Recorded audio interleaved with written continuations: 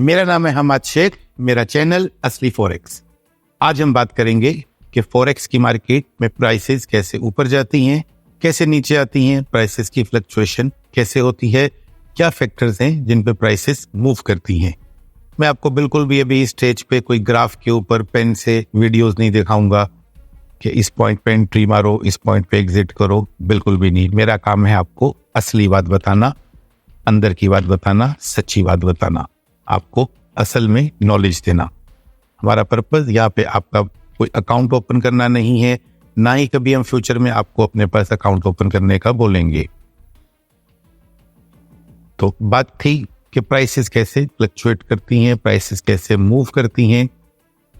दुनिया में कोई भी चीज है वो चल रही होती है डिमांड एंड सप्लाई के रूल के ऊपर। जब भी कोई फसल नई कट के आती है तो ऑब्वियसली उसकी प्राइस कम होती है, जैसे जैसे उसका स्टॉक खत्म होता जाएगा उसकी प्राइसेस ऊपर चलती जाएंगी। किसी भी चीज की जब डिमांड बढ़ेगी मार्केट में और उसकी सप्लाई शॉर्ट होगी तो ऑटोमेटिकली उसकी प्राइस ऊपर जाएगी। बट अगर शॉर्टेज ऑफ सप्लाई में उसकी सप्लाई बढ़ा दी जाए, डिमांड वहीं पे हो या डिमांड कम होना शुरू हो जाए, या उस पे और भी बहुत से फैक्टर्स होते हैं, वो फैक्टर्स अप्लाई कर दें तो प्राइसेस ऑटोमेटिकली ड्रॉप होना शुरू हो जाती हैं। जैसे कि हम बात करें क्रूड ऑयल की, अगर किसी कंट्री में ज्यादा गाड़ियां यूज हो रही होंगी, ज्यादा इंजन यूज हो रहे होंगे, जनरेटर ज्यादा यूज हो रहे होंगे, मशीनरी ज्यादा यूज हो रही होंगी, और अल्टीमेटली उस कंट्री में क्रूड ऑयल की डिमांड बढ़ेगी। अगर क्रूड ऑयल की सप्लाई मिल रही है, अच्छी प्राइस में मिल रही है, रेगुलर मिल रही है, तो प्राइसेस स्टैंडर्ड रहेंगी या नीचे जाएंगी या नेचुरल रहेंगी।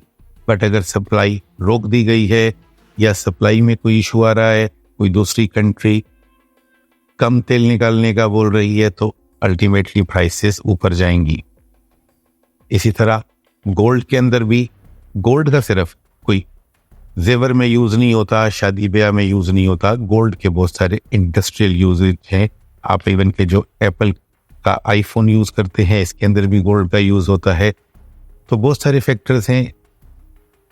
बैंक्स अपनी इन्वेस्टमेंट्स भी, अपना कैपिटल जो है उसको गोल्ड के अंदर ही रखते हैं। In the same way share बाजार भी इसी तरह काम करता है कि जब कोई कंपनी ज्यादा प्रोडक्शन कर रही होती है, कोई फैक्ट्री ज्यादा प्रोडक्शन कर रही होती है और वो लिस्टेड कंपनी है, तो पब्लिक देख रही होती है कि ये प्रॉफिट में जाएगी, तो उसके शेयर की प्राइसेस ऊपर जाना शुरू होती हैं।